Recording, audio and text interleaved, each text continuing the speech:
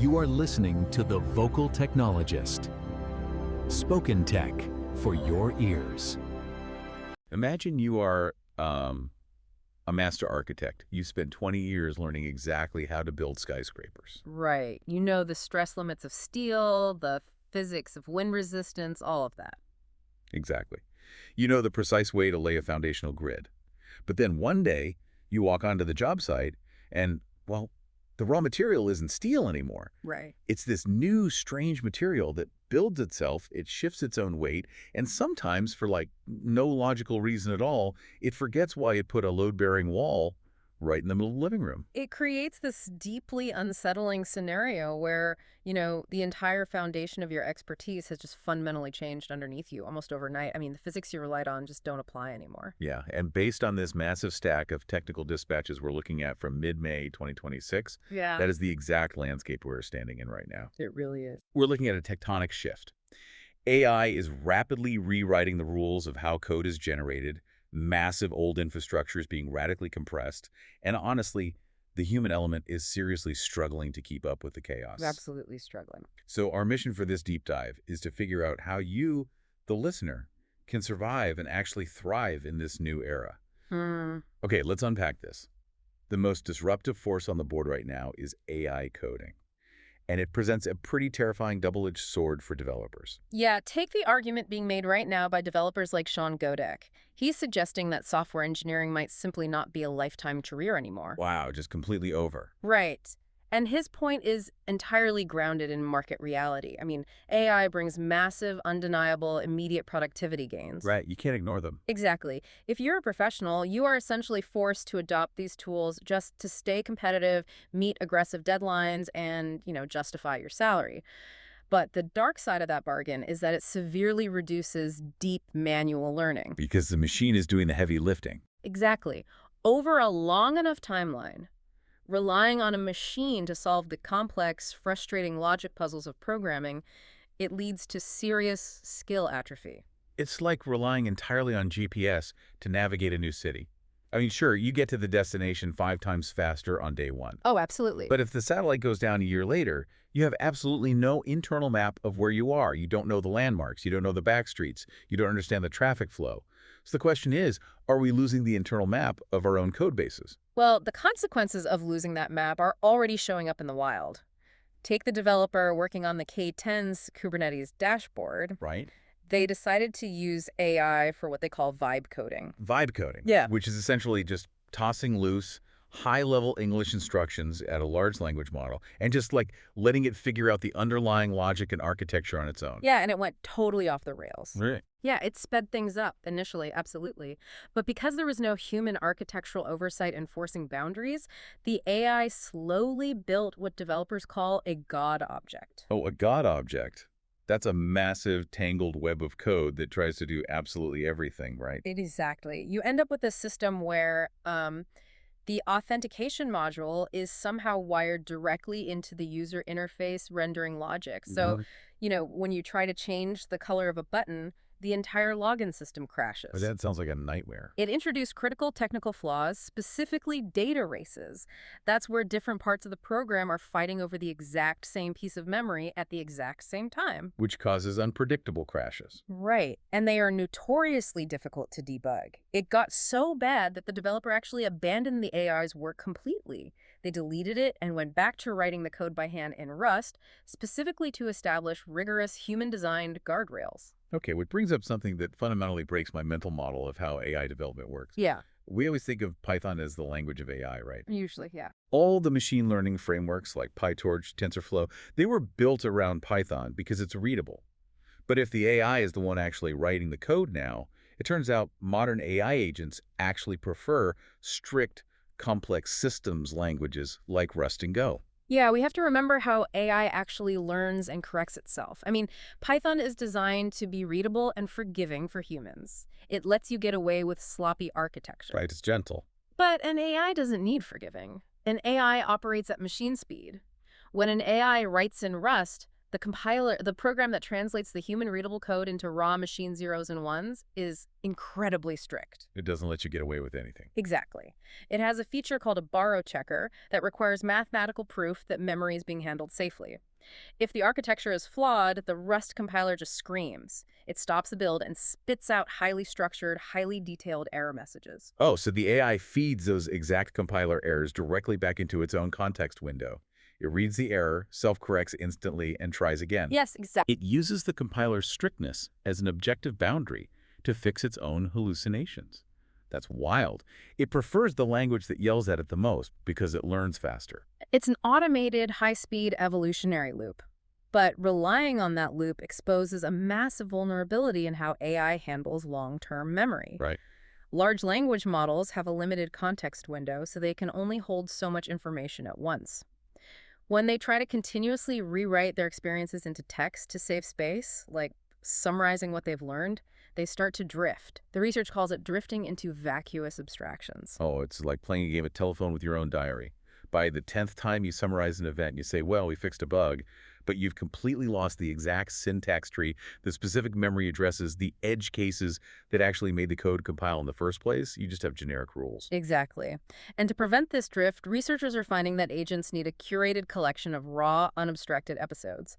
They need the exact raw memory of what happened during the coding session, not a high-level summary. That makes total sense. So the solution isn't to reject AI because it forgets or because it builds God objects.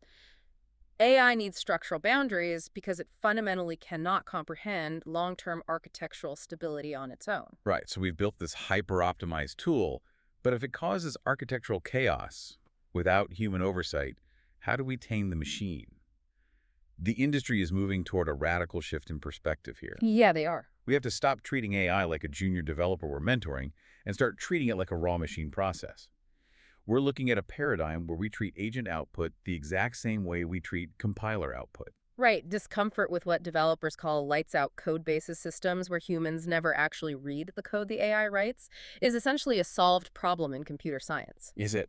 Well, nobody manually reviews the zeros and ones that a compiler outputs. You don't read the intermediate artifact, you just ensure that the upstream specifications you wrote are mathematically sound, and the downstream tests you run are bulletproof. Okay, I have to push back here.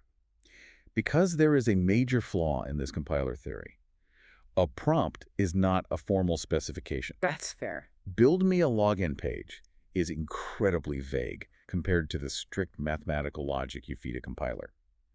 And our current test suites, they are not built to catch code that looks entirely plausible to a human but is subtly, dangerously wrong, especially when it's generated at 50 times the speed a human writes. Right. So if relying on an AI checking AI pipeline is just a bolt-on fix, how do we actually build the rigorous verification infrastructure required to trust this? Well, the industry is recognizing exactly that gap, and they are building the tools to force the AI into compliance. Take a tool called StateWrite. It uses state machine guardrails. 50 machines. Yeah, think of a state machine like a train track with rigid mechanical switches. It strictly regulates what tools the AI can access depending on whether it is explicitly in a planning phase or a testing phase. Oh, I see. It narrows the problem space, so the AI physically cannot just wander off and hallucinate a new feature when it's supposed to be writing a test. It literally puts the AI on rails. And then there's WorkOS's Horizon. They aren't just deploying a single AI agent, they've built an autonomous code factory. Yes. It uses disposable Cloudflare sandboxes. So these are temporary, completely isolated virtual computers that just vanish the second the code is done running. The AI is trapped inside this sandbox with a shared context server and an orchestrator. Right, it's quarantined. It plans, writes the code, compiles it, and runs the tests end-to-end in that environment.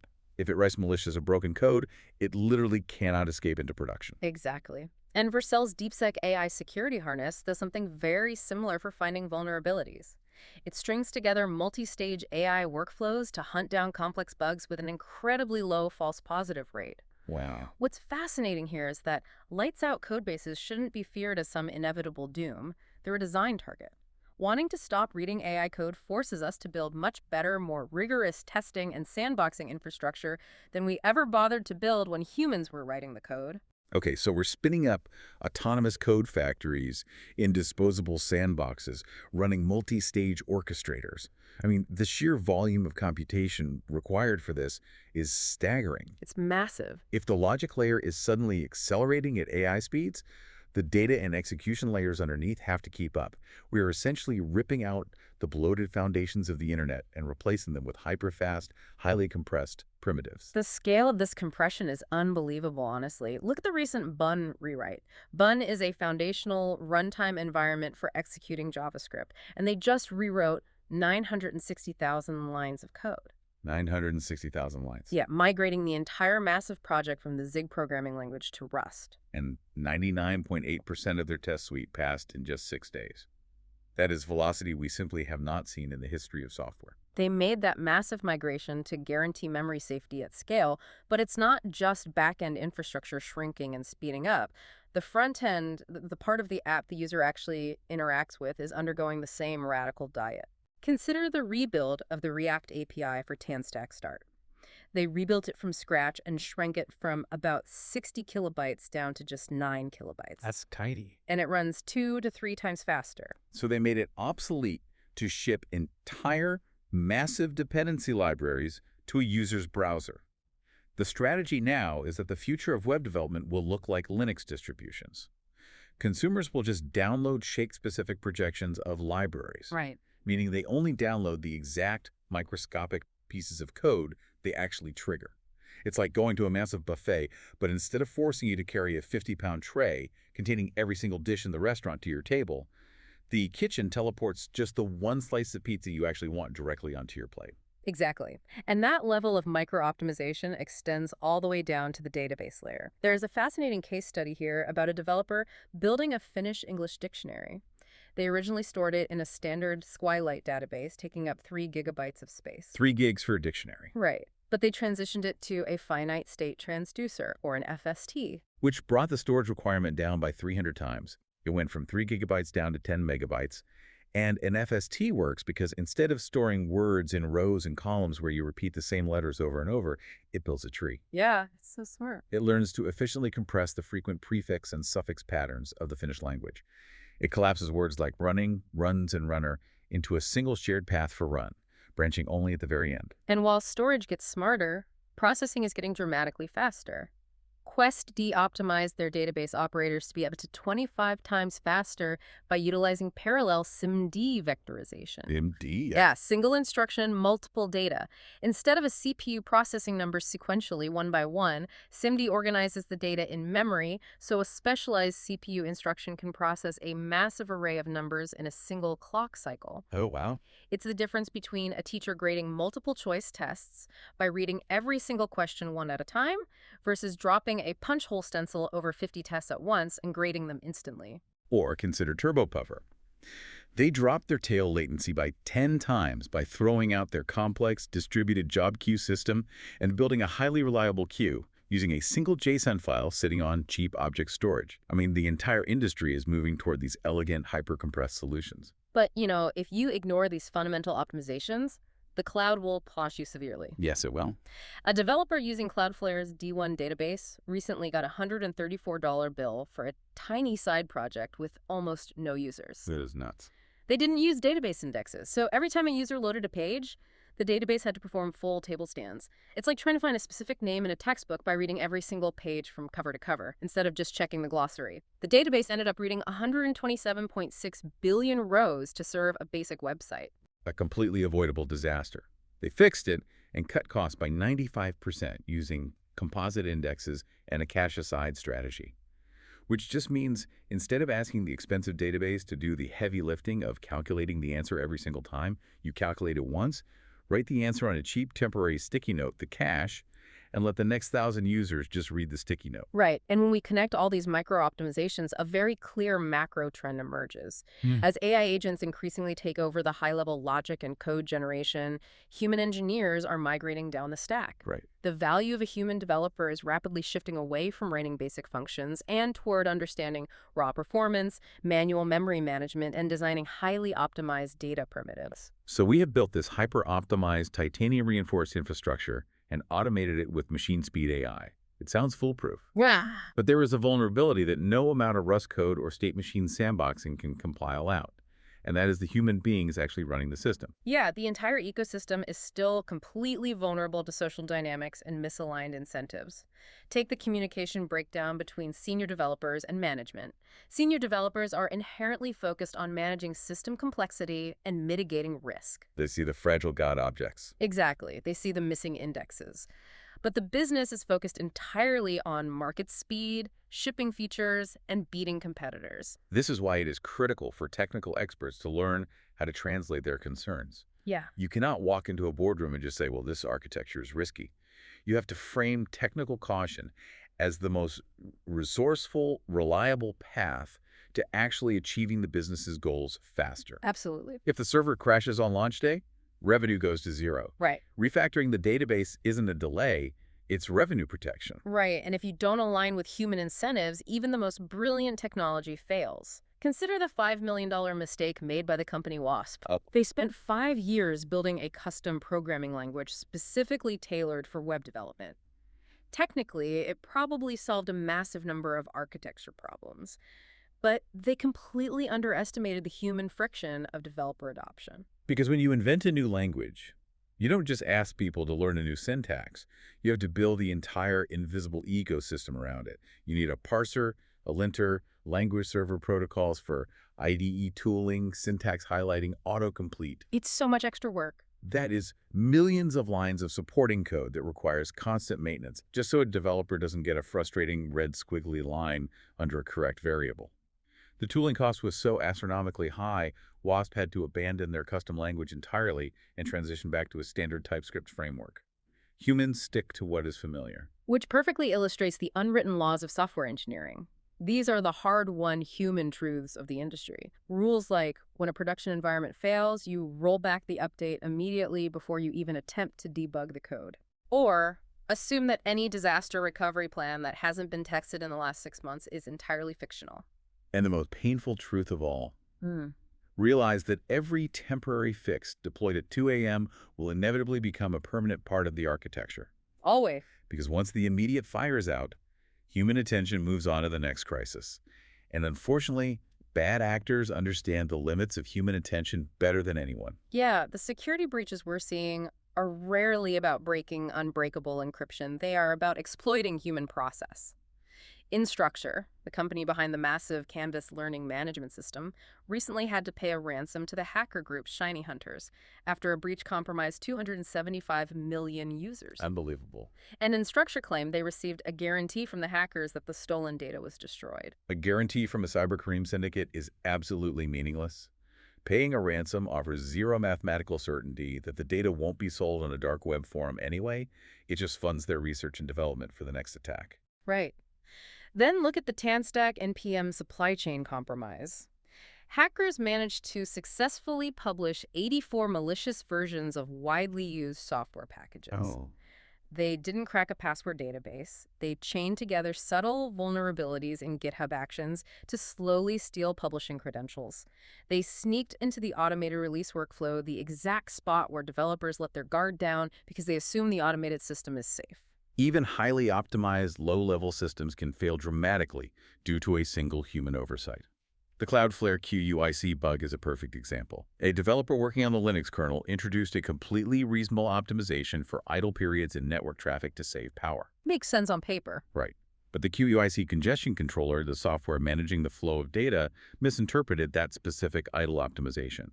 It got confused about whether the network was truly idle or just heavily congested, and it inadvertently triggered a network death spiral, crushing the data transfer rate across millions of connections. Just from one misunderstanding. A tiny logical human assumption in the kernel rippled up and caused a massive structural failure.